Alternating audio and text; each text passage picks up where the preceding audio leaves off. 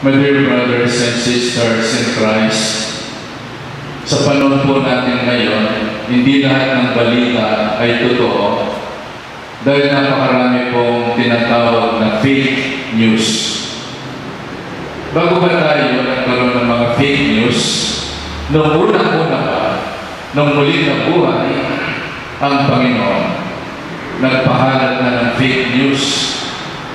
Ang mga Fariseo, Sanhedrin, binayaran at sinuhunan yung mga sundalo upang ipamalita hindi ang muling pagkabuhay, kundi ang pagkanakaw ng bangkay ni Jesus ng kanyang mga alagad habang sila ay natutulog.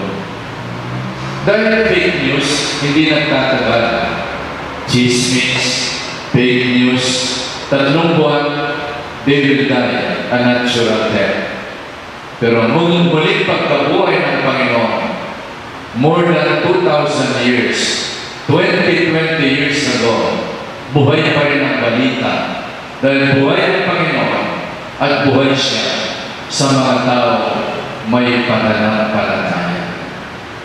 Hindi kaya murahin ang kasinungalingan ang muling pagkabuhay dahil sa mga tao may buhay na pananampalataya at karanasan sa pagbabago ng buhay.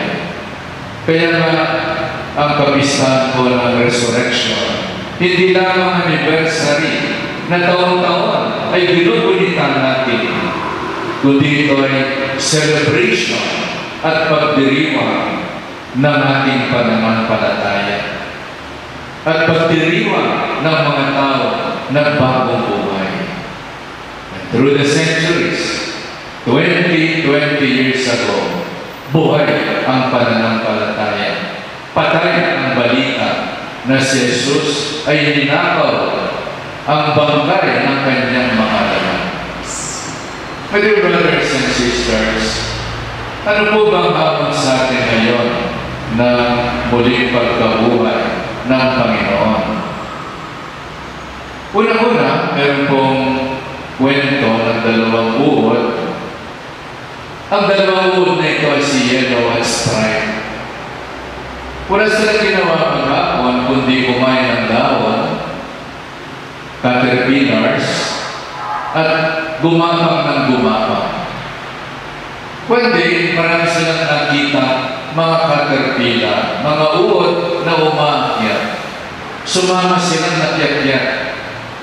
Kala nila there's something on top of the pillar, only to realize, pagdating sa dulo, wala naman pala sila makikita. Nagpagod sila na walang kwenta. So one day si Yellow, naghahanap siya ng kaulugan sa kanyang buhay bilang isang caterpillar. At may nakita siyang isang caterpillar gumagawa ng cocoon. At sabi niya, ano ba yung ginagawa mo, cocoon? Sabi niya, hindi mo ba alam na ginawa tayo para lumipad, hindi upang gumapa habang buhay? So iniwanan ni Yellow si Stripe at gumawa rin siya ng sarili niyang cocoon. And after some days, naging butterfly siya. She became a beautiful butterfly. Yung kanyang wings, very colorful. At binalikan niya si Stripe. Nakita siya ni Stripe lumilipad. Ba't nagkaroon ka na ng pakpak? Alam mo, ito ang ating destiny to become a butterfly. But before becoming a butterfly, you have to undergo metamorphosis. You have to put yourself inside a cocoon. And after the dark period in the cocoon, you will come out a beautiful butterfly. Yellow challenge si Stripe. Pumayag naman si Stripe. He became a cocoon, and after some time, became a beautiful butterfly. Si Maria Magdalena, magkahalong takot at magkahalong galak ang namutawi sa kanilang puso. Hindi yung takot na natatakot ka, nanginginig ka sa takot.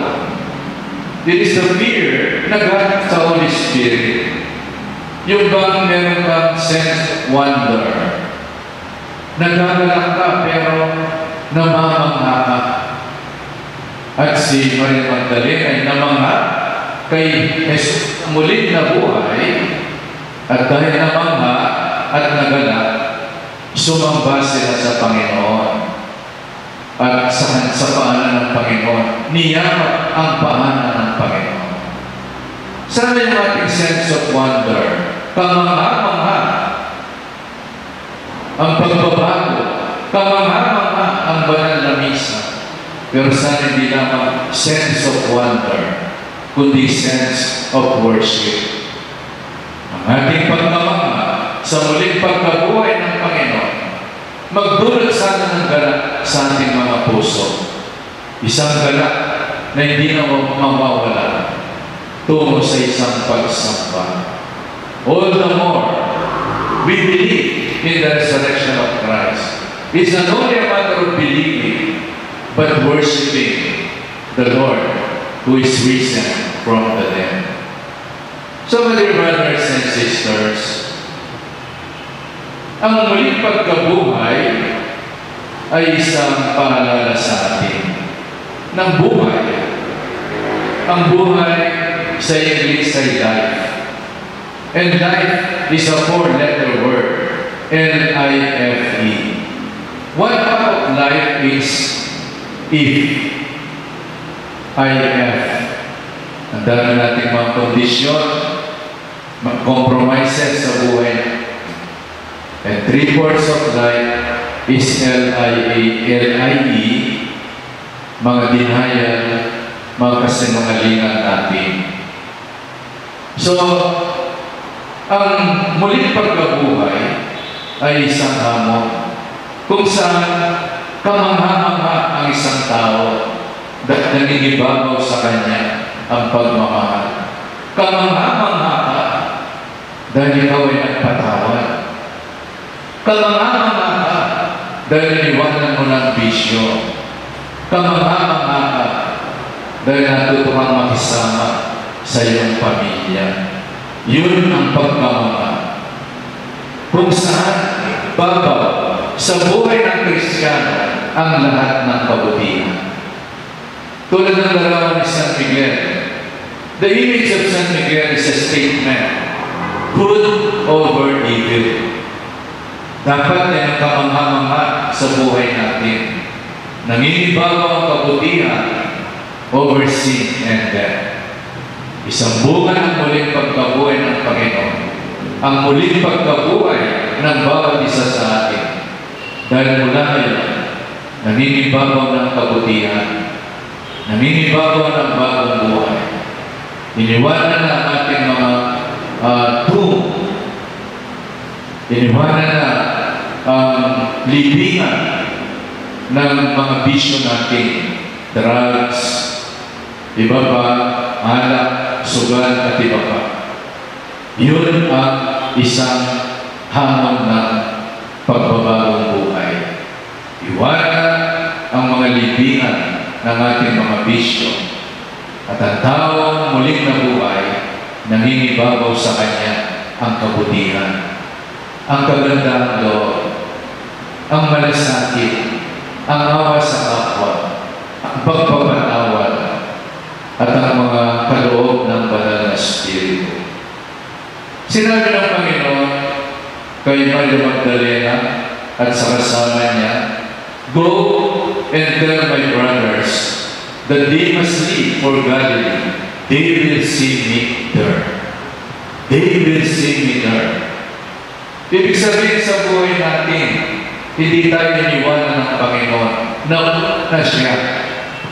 Bago pa lamang makarating si Maria Magdalena, doon sa Galilea, nandun na ang Panginoon.